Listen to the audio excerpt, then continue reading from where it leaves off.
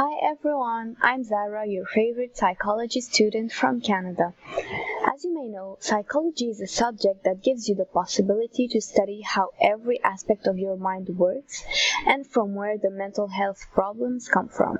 As a future psychologist, I hope to come in handy to my patients because being able to help them feel better about themselves or in general is invaluable to me.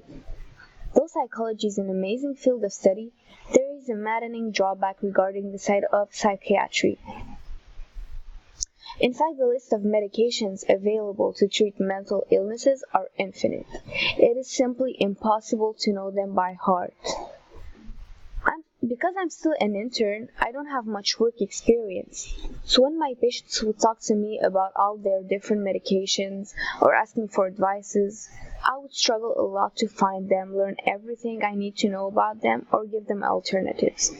So the purpose of this video is to give you the website that helped me to solve my problem.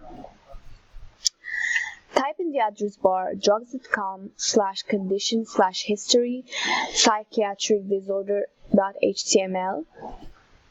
As you can see here in the URL, take the scroll bar and scroll down the website. As you can see on the left hand side of the screen, you have all the topics related to the psychiatric disorders. Let's choose anxiety because it's very common. So the web page gives me a description of the mental disorder and the causes, and at the very bottom you will find a list of drugs used to treat anxiety. The medications are rated from the most popular to the least. And not only that, you have for all of them hundreds of reviews from people who've tried them.